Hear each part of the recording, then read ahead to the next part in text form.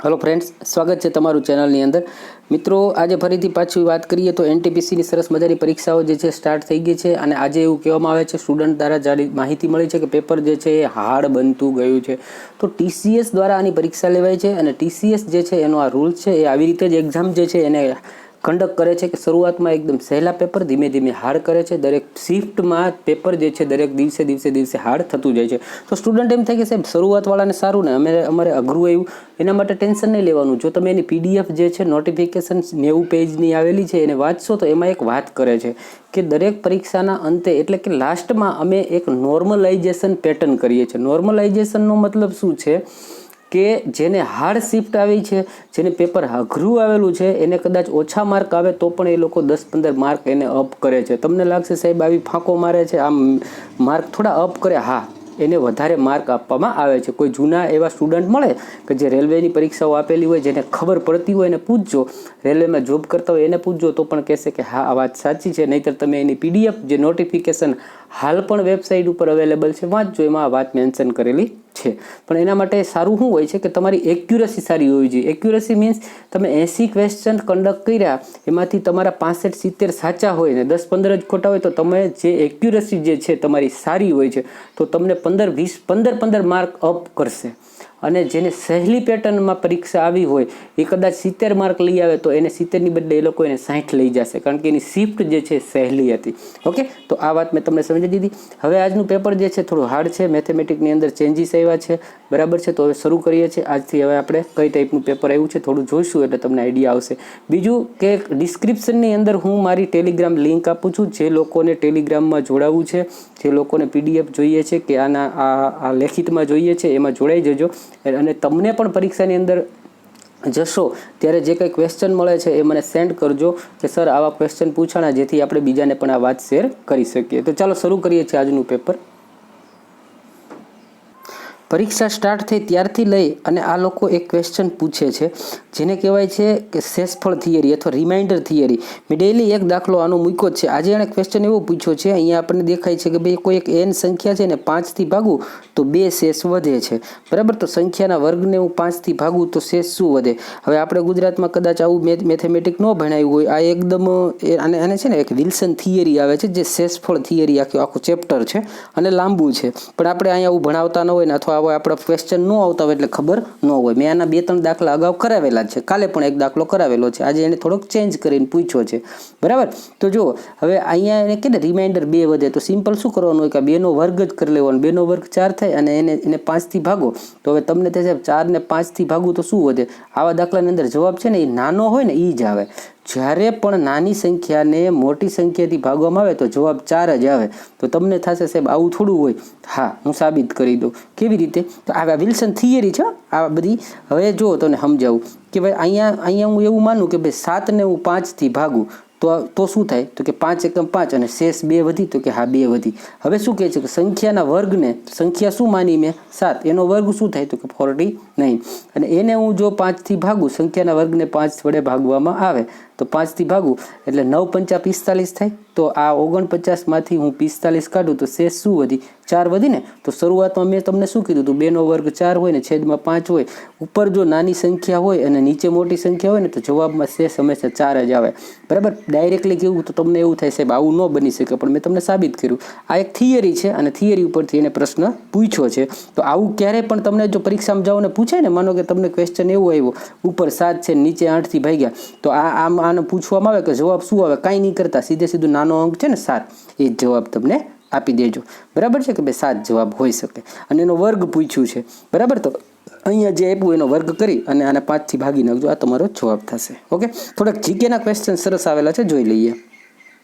પ્રશ્ન પૂછેલો છે સાગરમાથા જે છે પહાડી ક્યાં આવેલી છે? તો સાગરમાથા એટલે આપણે જેને માઉન્ટ એવરેસ્ટ ને હિમાલયને બધી ઓળખીએ છીએ, બરાબર છે। માઉન્ટ એવરેસ્ટ જે છે એને સાગરમાથા તરીકે નેપાળમાં ઓળખવામાં આવે છે। બીજી એક સરસ મજાની કરંટની વાત જો કરીએ તો મિત્રો, નેપાળ અને ચીને મળી અને અત્યાર સુધી જે માઉન્ટ એવરેસ્ટની ઊંચાઈ હતી એમાં વધારો કર્યો છે, નવી રીતથી માપી છે। તો કમેન્ટ કરજો એની જે કાંઈ માઉન્ટ એવરેસ્ટની નવી ઊંચાઈ કેટલી છે, જેથી બીજા સ્ટુડન્ટને કદાચ ખબર ના હોય તો આઈડિયા આવે।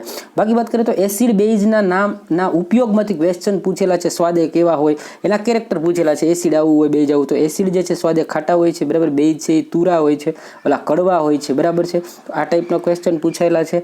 એના સિવાય વાત કરીએ તો મેં તમને વાત કરેલી 2 દિવસ પહેલાં મેં તમને એક ઇમેજ બતાવેલી હતી. આજે ફરીથી બતાવી દઉં તમને થોડું તાજું.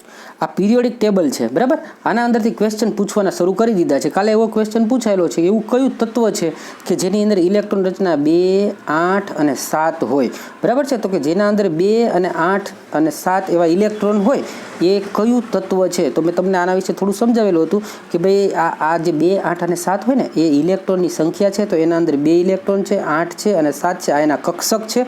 પહેલી કક્ષામાં 2 ઇલેક્ટ્રોન બેઠા છે, બીજીમાં 8 છે અને ત્રીજીની અંદર 7 બેઠા છે, બરાબર છે. તો આ 17 ઇલેક્ટ્રોન ટૂંકમાં કે 17 ઇલેક્ટ્રોન જેનામાં હોય ને એને પીરિયોડિક ટેબલમાં ક્રમ પણ 17મો આપેલો છે. અહીંયા તમારા 2 ક્વેશ્ચન જે છે એ ક્રિએટ થાય, 2 ક્વેશ્ચન જે છે એ કમ્પ્લીટ થાય છે. આનો પ્રશ્ન એવો પૂછે કે આધુનિક આવર્ત સારણી કઈ રીતે ગોઠવવામાં આવી છે? તો યાદ રાખજો કે ક્રમના આધારે, પરમાણુ ક્રમ આધારે. શેના આધારે? પરમાણુ ક્રમના આધારે. તો જેની અંદર 17 ઇલેક્ટ્રોનિક ટ્રોન હોય ને એનો ક્રમ પણ 17 હોય. તો એવું જે કંઈ તત્વ છે ને એ ક્લોરીન છે, બરાબર. તમને અહીંયા દેખાશે 17 નંબર ઉપર શું આવેલું છે? ક્લોરીન, બરાબર. તો આના ઉપરથી 2 ક્વેશ્ચન ડેઈલી પૂછાય છે. હજી કહું છું, એક વખત ધોરણ 10ની અંદર આવર્ત સારણી પાઠ છે 3જો કે 7મો, એને એકવાર વાંચજો, થોડું ઘણું ક્લિયર થશે, બરાબર છે. આગળ જોઈએ. આગળ પ્રશ્ન પૂછવામાં આવ્યો છે ઓપેક નામની સંસ્થા જે છે એનું મુખ્યાલય ક્યાં છે? તો ઓપેક જે છે પેલા છે શું? તો કે organization of the petroleum countries, બરાબર. જે એવા દેશ છે કે જ્યાંથી પેટ્રોલનો પુષ્કળ જથ્થો મળે છે, પેટ્રોલિયમનો, એ સંસ્થાઓએ આની અંદર 13 દેશ ભેગા થઈ અને એક સંસ્થા બનેલી છે. આની સ્થાપના શરૂઆતમાં બગદાદની અંદર કરવામાં આવેલી હતી. શરૂઆતના 5 વર્ષ માટે આનું જે મુખ્યાલય છે એ વિયેના હતું. હાલ જીનેવાની અંદર ટ્રાન્સફર કરવામાં આવ્યું છે. ઓપ્શન જોઈને જવાબ ટીક કરવાનો. વિયેના આપ્યું હોય તો વિયેના, બંને આપ્યા હોય તો જીનેવાના ટીક કરી. ઓકે. આગળ એક ક્વેશ્ચન પૂછવામાં એવા કયા કેપ્ટન જે છે કે તેને 3 સિરીઝની અંદર આ ભારતને ચેમ્પિયનશિપ અપાવી હોય, વર્લ્ડ કપ જીતાવ્યો હોય? તો ધોની T20 જીતાવેલા છે, વન ડે સિરીઝ જીતાવેલા છે અને ચેમ્પિયનશિપ સિરીઝ પણ આપણને જીતાવેલા છે. એનાથી આગળ વાત કરીએ તો લોકનૃત્યમાંથી ક્વેશ્ચન બનેલો છે. તમાશા લોકનૃત્ય જે છે ક્યાંનું છે? તો કે મહારાષ્ટ્રનું છે, બરાબર.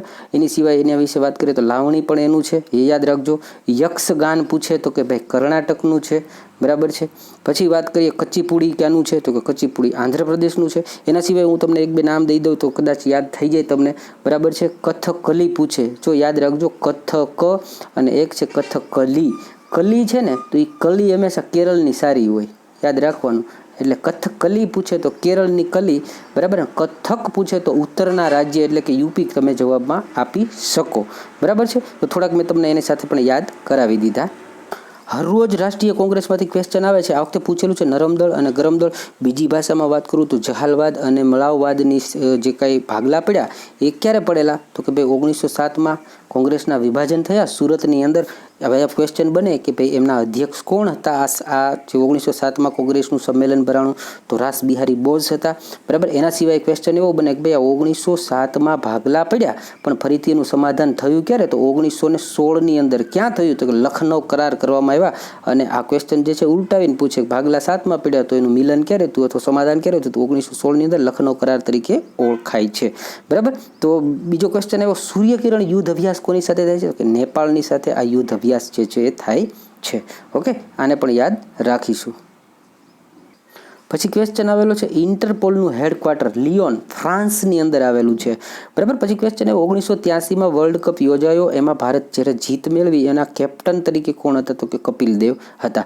વર્લ્ડ બેંકના ચેરમેન હાલ પૂછવામાં આવે છે ડેવિડ માલપાસ છે. વર્લ્ડ બેંકનું વડું મથક પણ પૂછાઈ શકે છે, તો એ તમને ખ્યાલ હોવો જોઈએ, વોશિંગ્ટન ડીસીની અંદર છે. ઓકે. પછી વાત કરીએ વિશ્વ વિજ્ઞાન દિવસ ક્યારે ઉજવાય છે? તો 28 ફેબ્રુઆરીના રોજ. હવે મેં તમને કાલે સીવી રમણ વિશે ક્વેશ્ચન આવેલો કે ભારતના એવા કયા સાયન્ટિસ્ટ છે પ્રથમ નોબેલ પુરસ્કાર? તો કોણ હતા? સીવી રમન. અને સીવી રમન જે છે એમને આ 28 ફેબ્રુઆરી છે એમની સાથે કનેક્ટેડ છે, એને ધ્યાને લઈને જ આ ઉજવવામાં આવે છે. આઈ થિંક એમને આ દિવસે નોબેલ માટે જાહેર કરેલા હતા કાં તો નોબેલ અપાયેલો છે, એટલા માટે સીવી રમનની યાદમાં જ આ દિવસ જે છે વિશ્વ વિજ્ઞાન દિવસ તરીકે ઉજવવામાં આવે છે. આગળ ક્વેશ્ચન બન્યો છે રાજીવ ગાંધી ખેલ રત્ન પ્રથમ ભારતીય વ્યક્તિ તો વિશ્વનાથ આનંદ, 25 લાખ જેવડી રાશિ અપાય છે, કદાચ પ્રશ્ન બની શકે. કોલસાનો ક્વેશ્ચન આવ્યો, ઉત્પાદનની અંદર પ્રથમ રાજ્ય તો ઝારખંડ છે. એના સિવાય પૂછી શકે બોક્સાઇટ કોબાલ્ટની અંદર પ્રથમ તો કે ઓડિશા છે. ચા કોફીનો ક્વેશ્ચન બની શકે છે તો એને વાંચી લેજો કે ચા કોફીમાં કોણ પ્રથમ છે. કાલ ક્વેશ્ચન હતો જીપ્સમ માટે પ્રથમ રાજ્ય તો કે રાજસ્થાન છે, એટલે પ્રથમ હોય એવાને પણ પૂછે છે. બાકી ક્વેશ્ચન એવો WWE વર્લ્ડ વાઇડ વેબના શોધકર્તા ટીમ બર્નર્સ લી છે. કોમ્પ્યુટરમાંથી રોજ 1-2 ક્વેશ્ચન બને જ છે. 2-3 દિવસ પહેલાં મેં તમને આવો એક દાખલો કરાવેલો હતો કે કોઈ બસની અંદર કે રેલગાડીમાં કોઈ અમુક વ્યક્તિ ચડે છે અને ઉતરે છે ને, તો આવો દાખલો મેં ત્યારે તમને એક્સ ધારીને કરાવેલો. આજે હું તમને આ દાખલો જે છે એ રેશિયોની મદદથી શીખવાડું. આ પણ સરળ પડે, કોઈને એક્સથી કરવું હોય તો એમ પણ કરી શકે. અત્યારે આપણે જે કરીશું રેશિયો અને ગુણોત્તર પ્રમાણના ધ્યાને લઈને કરીએ એ પ્રમાણે પણ તમને આવડી જશે. કહે છે શું, બસની અંદર છોકરા અને છોકરીઓની સંખ્યા જે છે શરૂઆતમાં કેવી છે તો કે છોકરા જે છે ને છોકરીઓના ડબલ છે. બરાબર, રસ્તામાં બને છે એવું 15 છોકરા ઉતરી જાય છે અને 10 છોકરીઓ ચડે છે, ત્યારે સંખ્યા બરાબર થઈ જાય છે. તો શરૂઆતમાં છોકરા કેટલા અને છોકરી કેટલી, એમાંથી બેમાંથી એક પણ પ્રશ્ન આની અંદર પૂછી શકે છે. તો જોઈએ હવે, જો બસમાં બોય અને ગર્લની સંખ્યા જે છે એ કેવી છે તો કે બોય છે એ ગર્લ કરતાં ડબલ છે. ઓકે, તો કે ભાઈ હું અહીં તમને આ દાખલો કેમ ગણો તો કે ભાઈ બી જે છે એને આપણે બોય તરીકે લઈએ. બરાબર, આ બી એટલે બોય અને જી એટલે ગર્લ. હવે શરૂઆતમાં શું કહે છે કે છોકરીઓ એક હોય તો છોકરા એનાથી ડબલ છે, કારણ કે અહીંયા આપણે રકમની અંદર કહેવામાં આપેલું છે. પછી કહે છે 15 છોકરા ઉતરી જાય છે, એટલે આની અંદરથી માઇનસ હું 15 કરું અને 10 છોકરી ચડે છે એટલે પ્લસ 10 કરતાં સંખ્યા જે છે કેવી બની જાય છે તો કે બરાબર બની જાય. બરાબર એટલે હું 1:1 લખી શકું, કારણ કે બંને હવે બરાબર થઈ ગયા. ઓકે, તો હવે બંનેને આપણે બરાબર કરી દીધા, આ 1:1 બની ગયા. હવે જો આની અંદર કરવાનું શું હોય, એક કોન્સેપ્ટ છે કે ભાઈ ક્રોસની અંદર આ બેનો ગુણાકાર કરો અને આ બેનો ગુણાકાર કરો, એમાંથી માઇનસ કરી લ્યો. બરાબર, તો 2 × 2 અને 1 × 1 બરાબર છે, તો 2માંથી 1 જાય તો 1 વધે છે. હવે જો અહીંયા આની આ માઇનસ આપેલું છે ને આ પ્લસ આપેલું છે, જ્યારે માઇનસ અને પ્લસ આપેલું હોય ને ત્યારે જોડાય. જો બે અહીંયા અને અહીંયા બંને એક સરખી નિશાની હોત, બંને પ્લસ હોય તો માઇનસ થાત. બંને એટલે કેવા શું માગું છું તો પહેલાં આ 2 આપ્યા છે એને નીચે ગુણાકાર કર્યો, ચોકડી ગુણાકાર, તો શું બન્યું તો કે 2 × 2 અને 1 × 1 એટલે 1 મૂકી દીધો. હવે જુઓ આ 15 × 15 બરાબર છે અને 10 × 10, તો 15 ને 10 શું થાય તો કે 25 થાય, એનો સરવાળો કરી લીધો. તો 1 = 25 આવ્યું. શું આવ્યું? 1 = 25 આવ્યું. તો જો બોય પૂછે, બોય કેટલા છે તો કે એનો રેશિયો 2 છે, એટલે 25 × 2 = 50 થયા. બોયનો રેશિયો, બોય કેટલા બની ગયા 50 થયા, અને 15 જો ઉતરી ગયા હતા. બરાબર, તો 15 ઉતરી ગયા, તો 50 ને 15 તો કે 65. છોકરાનો પૂછવામાં આવે તો 65 છે, ને છોકરીઓ પૂછવામાં આવે તો કેટલી છે? 1 રેશિયો છે, 1 રેશિયો = 25 છે. આને આમ ન ગણવું હોય તો મેં તે દિવસે શીખવાડ્યું હતું કે ભાઈ જો આ x હોય તો બીજા અડધા છે એટલે x/2 છે. બરાબર, હવે અહીંયા x માંથી 15 ઉતરી જાય છે ત્યારે થાય છે શું કે x વત્તા અહીંયા અડધા હતા, x/2 10 ચડે છે. બસ આ રીતે કરી અને તમે સાદુરૂપ આપો તો પણ આનો જવાબ તમે મેળવી શકો છો. પછી તમને 2 દાખલા છે ને આવા સાદુરૂપ આપવાના પૂછાશે. બરાબર, અહીંયા તમે જોઈ રહ્યા છો આવું કંઈક ને કંઈક આપશે કે જેથી તમને સાદુરૂપ આપતા આવડે છે કે નહીં, બસ એની ઉપર આખું આ ડિપેન્ડ હોય છે. બરાબર, તો હવે જોઈએ આની અંદર થાય છે શું. જો આ રકમ આપી છે એને હું તમને એમ કહું આ વર્ગમૂળની અંદર 12 છે, એના એવા 2 ભાગ પાડું, હું આમ લખી શકું 4 × 13 = 12 અને પછી વર્ગમૂળ. હવે 4 વર્ગમૂળની 12 નીકળે તો 2 બની જાય, અને અહીંયા ઓલરેડી x તો હતો જ એટલે 2x બની જશે, અને હવે અંદર રહેશે શું માત્ર ને માત્ર વર્ગમૂળમાં 3. ઓકે, તો હવે એ રીતના હું લખું 12 આવી ગયા 2x, વર્ગમૂળની અંદર વધ્યું 3 બરાબરના બરાબર. અહીંયા શું છે 4 + x વર્ગમૂળમાં 3. હવે જો અહીંયા x વર્ગમૂળમાં 3 છે ને અહીંયા 2x વર્ગમૂળમાં 3 છે, આ બાજુ વત્તા છે, અહીંયા લઈ જાઓ તો શું થશે માઇનસ થશે. તો 2માંથી 1 ઘટ્યું જાય x વર્ગમૂળમાં 3, તો વધે શું આ 2 ઉડી જાય એટલે વધે છે શું તો કે અહીંયા ખાલી વધશે x અને વર્ગમૂળમાં 3 વધશે, એના બરાબર શું આવશે તો કે 4. હવે x ની કિંમત પૂછેલી છે તો x ને એમ નામ રાખીએ અને આ 4 હતા આ જશે એના છેદમાં વહી જાય એટલે વર્ગમૂળમાં 3. તો x બરાબર જવાબ શું આવ્યો 4/વર્ગમૂળમાં 3. બસ આટલું કરવાનું હતું. ઓકે, આગળ જોઈએ તો ખોટ નફાના પ્રશ્ન હશે, ટકાવારીના ક્વેશ્ચન હશે. બરાબર છે, એમાંથી એક પ્રશ્ન સરસ મજાનો મળ્યો છે કે આ ટાઈપનો કંઈક ક્વેશ્ચન પૂછાયેલો છે. હવે પહેલાં સમજાવી દઉં કે કારના મૂલ્યમાં 20% પ્રતિ વર્ષ કમી જોવા મળે છે. કમી જોવા મળે એટલે દર વર્ષે એનો ભાવ છે ને 20% ઘટે છે. 2 વર્ષ બાદ છે ને એ કાર જે છે 48,000માં વેચાણી. તો કારની શરૂઆતમાં એટલે કે વાસ્તવિક કિંમત શું હોય. બરાબર, હવે આ તમને થોડુંક સમજાવું તો કે ભાઈ પહેલાં માનો કે કોઈ 100 રૂપિયા છે, બરાબર, 20% ઘટે છે એટલે પહેલા વર્ષે 80 બની ગયા, હજી પાછા 80ના બીજા વર્ષે 20% ઘટશે, એટલે એમાંથી ને 20% ઘટશે.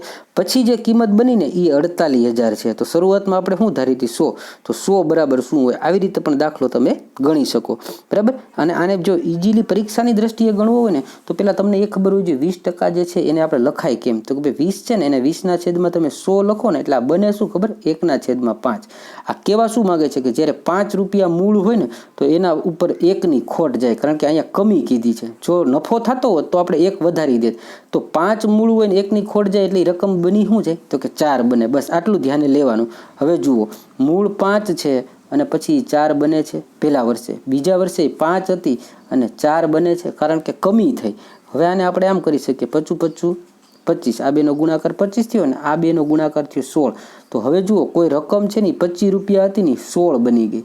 કેવડી બની ગઈ, 25માંથી 16 બની ગઈ. શું કામ કે દર વર્ષે 20%ની ખોટ ગઈ. તો હવે જોઈએ કે આ 25ની રકમ 16 બની ગઈ, પણ આ એમ કહે છે કે 16 નહીં 48,000 બની ગઈ. તો છેદ ઉડાડી દઈએ, 16 તેરી 48 ને 3 શૂન્ય તો આપણી પાસે છે જ. એટલે કેવા શું માંગે છે કે ભાઈ આ રકમને 3000થી ગુણીને ત્યારે 48 બની, તો બસ આ 25 ગુણ્યા 3000 કરી નાખો, એ કારની મૂળ કિંમત થઈ. એટલે 25 તેરી 75 અને 3 શૂન્ય મૂકી દે એટલે 75,000. શરૂઆતમાં આ કાર હશે એ 75,000ની હોય તો જ દર વર્ષે 20%ની ખોટ સાથે 2 વર્ષ પછી એની કિંમત જે છે 48,000 બને. આવા દાખલા બહુ પૂછાશે તમને, બરાબર. આપણે ગુજરાત ગવર્મેન્ટ પણ પૂછે છે. આઈ થિંક આવો દાખલો બિન સચિવાલયમાં છે કે ભાઈ અમુક એક ગામની વસ્તી છે એ 16,000 છે, બરાબર. દર વર્ષે 16,000માં આ 16,000 છે, પછી દર વર્ષે 5% વધે, 10% વધે છે, તો 2 વર્ષ પછી વસ્તી કેટલી. તો મેં જે ગણાવ્યું સેમ વસ્તુ આ છે. ડેલી માટે એક ક્વેશ્ચન, 2 ક્વેશ્ચન આવા પૂછાશે, બરાબર. તો તમે લોકો આને પણ ધ્યાને લેજો. આ ટાઈપના દાખલા, કોઈ વસ્તુ જે છે એને વેચતા 5% લાભ મળે છે, બરાબર. જો 50 રૂપિયા ઓછામાં વેચું તો 5% ખોટ જાય છે, તો પ્રારંભિક મૂલ્ય શું. હવે જો આ બે વસ્તુ ડિફરન્સ જુઓ ને, 5% લાભ મળે ને 5% ખોટ જાય, તો હોય શું ખબર, 5% લાભ મળે એટલે 100ની વસ્તુ 105માં થાય અને 5% ખોટ જાય તો એ 100ની વસ્તુ 95માં થાય. આ બે વચ્ચે તફાવત કેટલો આવ્યો, તો કે ભાઈ 95માંથી આ 105 જે છે એ તફાવત છે ને 10નો આવે. એ 10નો જે તફાવત છે ને એ અહીંયા આપ્યો, એને એમ કીધું કે 50 રૂપિયા બરાબર છે. તો આ હતા એ ટકા હતા, શું હતા, તો 10% બરાબર 50 રૂપિયા. સિમ્પલ વસ્તુ થઈ ગઈ. 10% બરાબર શું થયું, તો કે 50 થયા. તો 100% બરાબર 1 શૂન્ય અહીંયા મૂકી દો ને 1 શૂન્ય અહીંયા મૂકી દો. 100% બરાબર શું થઈ ગયું, 500 રૂપિયા. આ વસ્તુ છે ને 500ની છે. હવે પ્રશ્નમાં શું કહે છે, તો પ્રારંભિક મૂલ્ય શું. પ્રારંભમાં શું એને કીધું તો 5% લાભ મળે, તો પ્રારંભ આપણને શરૂઆતમાં ભાવ તો 500 મળી ગયો ને, એના 5% આપણને લાભ મળે છે. આ વાત પૂછી છે. તો આ શૂન્ય શૂન્ય ઉડી ગયા, 55 25, તો 500 રૂપિયાની માથે 25, એટલે શરૂઆતનું મૂલ્ય 525 હોય, પ્રારંભિક ભાવ કે જે કાંઈ પૂછે એ, બરાબર. આશા રાખું છું આપ સમજતા જાઓ છો. જો મિત્રો, હવે આની અંદર આજથી પેપરની અંદર અઘરા પ્રશ્ન પૂછેલા છે એને લીધા છે બેક. આની અંદર થોડાક ડીઆઈ પૂછેલા છે. શું પૂછ્યું છે, ડેટા ઇન્ટરપ્રિટર નામનું એક ચેપ્ટર આવે છે. એની અંદર તમને આ ટાઈપનું એક ટેબલ આપી દેવામાં આવે, નકશો આપી દેવામાં આવે, કોઠો આપવામાં આવે, અહીંયા સાલ લખી હોય ને અહીંયા આંકડા લખ્યા હોય. પછી ક્વેશ્ચન હોય કે આ વર્ષથી આ વર્ષમાં શું બન્યું, આનો રેશિયો શું, બરાબર છે. સેમ વસ્તુ છે. એક બીજું આવે છે પાઈ ચાર્ટ બોલે છે. એક વર્તુળની અંદર કોઈ ડિટેલ આપી હોય, બરાબર છે, આટલા ટકા. મેં એનો લેક્ચર મૂકેલો છે અને તમે કોમેન્ટ વાંચજો. એક પીએચડી કરતા બેને પણ કોમેન્ટ મૂકી છે કે વાહ સર સરસ, આવું અમને ક્યાંય જોવા નથી મળ્યું, પીએચડી સુધી અમને આ પૂછાય છે. તો આ ટાઈપનું નોલેજ જે છે એ કન્ટેન્ટ હું તમને આપી રહ્યો છું, તો એનો લાભ લેજો. નીચે ઘણા કોમેન્ટ કરે છે આવું પૂછવાનું છે ને, આ સાચું છે ને, તો એલા ભાઈ આ તમારા માટે હું હેલ્પ કરું છું, હું મહેનત કરી રહ્યો છું, બરાબર છે, કે તમને આમાંથી કંઈક આવડશે, કંઈક શીખો છો, એક પેટર્ન તૈયાર થાય છે કે તમે આ ટાઈપની મહેનત કરશો તો આમાં તમે રિઝલ્ટ લાવશો, બરાબર છે. તો તમે ફોકસ એના ઉપર કરો. જ્ઞાન મળે છે, ભણવા મળે છે, શીખવા મળે છે, ન કે વિરોધ કરવામાં. ઓકે. બાકી ક્વેશ્ચન જે છે આ ટાઈપના તમને ડેઈલી 2 કે 3 જોવા મળશે ટ્રિગ્નોમેટ્રીમાંથી, બરાબર. તો આની અંદર તો ફરજિયાત તમને ટેન શું છે, સાઇન શું છે, ટેન 30 શું, ટેન 45 શું, સાઇન શું, કોસેક શું, આ બધાની વેલ્યુ ગોખો તો જ આવા ચેપ્ટરને કરી શકો, નહીંતર આ ચેપ્ટરના દાખલા તમારાથી થાય નહીં, બરાબર. હવે અહીંયા એક પૂછ્યું છે કે વર્ગમૂળમાં 3 ટેન થીટા અને ગુણ્યા 2, આ ગુણ્યા 2 જે છે ને અહીંયા આગળ પણ લખી શકાય, 2 ગુણ્યા છે, વર્ગમૂળમાં 3 અને 2 ટેન થીટા એમ લખી શકાય. -3 બરાબર 0 હોય તો થીટાની કિંમત શું છે. હવે આ દાખલો જો ગણતા ન આવડે ને તો કાંઈ નહીં, એક એટલી બુદ્ધિ તો આપણે વાપરી શકીએ કે આ વર્ગમૂળમાં 3 છે, બરાબર, અને અહીંથી હું 3 બાદ કરું છું તો કે એનો મતલબ શું છે ખબર, કે આ જે ભાગ હશે ને એ કંઈક એવું સંખ્યા બને કે જેમાંથી હું 3 કાઢી નાખું ને તો શૂન્ય થાય છે, એટલી તો મને ખબર પડવી જ જોઈએ. બરાબર છે કે આ જે વેલ્યુ છે એ વેલ્યુ અને સાથે આ ગુણાકારમાં છે, તો આની વેલ્યુ વર્ગમૂળમાં 3 જ થવી જોઈએ પહેલી તો વાત. કારણ શું કે વર્ગમૂળમાં 3 1 છે, એની સાથે બીજી વખત વર્ગમૂળમાં 3 ગુણે ને તો જ સંખ્યા 3 બને, અને એમાંથી -3 કરું તો જ 0 થાય. તો તમને એ ખબર હોવી જોઈએ કે વર્ગમૂળમાં 3 કોની કિંમત છે, તો tan 60 છે ને એ વર્ગમૂળમાં 3 થાય. બરાબર છે, tan 60 છે એ શું થાય, વર્ગમૂળમાં 3 થાય. તો અહીંયા વર્ગમૂળમાં 3 મૂકી દઉં તો જ આ રકમમાં જવાબ 0 આવે. પણ અહીંયા પૂછ્યું તે થીટા એટલે શું, તો જો અહીંયા 2 થીટા આપ્યા છે, અહીંયા × 2 આપ્યું એટલે 2, અને થીટા બરાબર 60 હોય તો 2 છે એ આ બાજુ જાય તો શું બને, થીટા બરાબર 30 બને. બરાબર, એટલે આની અંદર તમને વેલ્યુ બધી આવડે તો જ તમે આ ટાઈપના પેટર્નના સોલ્વ કરી શકો છો. હવે આજથી આ ટાઈપના 3 દાખલા પૂછાણા છે. બરાબર, મેં તમારી સામે જે એક મૂક્યો છે એક્ઝામ્પલ તરીકે, આ પેટર્નના 3 દાખલા આજે પૂછાયેલા છે. ગણિતનું ચેપ્ટર છે હાઇટ એન્ડ ડિસ્ટન્સ, બરાબર, ઊંચાઈ અને અંતર, એમાંથી આવા 3 ક્વેશ્ચન પૂછાયેલા છે. તો આ હોય છે એકદમ સહેલું, પણ આને ભણવું પડે તો જ તમને આવડે. એક દાખલો હું કરાવું લગભગ તમને 80% કોન્સેપ્ટ ક્લિયર થઈ જશે. બરાબર, કે છે શું, તો કે ભાઈ જો દિવાલના સહારે એક ત્રાસી સીડી, એટલે આપણે એમ કહીએ કે ભાઈ આ કોઈ દિવાલ છે, એને આવી રીતના એક સીડી રાખવામાં આવેલી, એટલે બનશે એક ત્રિકોણ. બરાબર, આ એક ત્રિકોણ બન્યો, આ ટાઈપનું પેટર્ન છે, સમજી લઈએ. અને ભૂમિ આગળ સહેતી જે 60 અંશનો કોણ બનાવે છે, સીડી નીચે દિવાલથી 30 મીટર દૂર હોય તો સીડીની લંબાઈ શોધો. બસ આ ક્વેશ્ચન પૂછાયેલો છે. સમજીએ શું કહેવા માગે છે. આ એક દિવાલ છે અને આ સીડી રાખેલી છે. બરાબર, આપણે એમ કહી દીધું કે આ એક સીડી છે. બરાબર, સમજાઈ ગયું. હવે ભૂમિ આગળ અહીંયા, એટલે ભૂમિ આગળ એટલે આ ભાગ. બરાબર છે, કેટલાનું, તો કે 60 અંશનો ખૂણો બનાવે છે. બરાબર, આ 60નો બનાવે તો આ 45નો બને. ત્રણેય ખૂણાનું સરવાળો 180 થાય તો આ 90 હોય.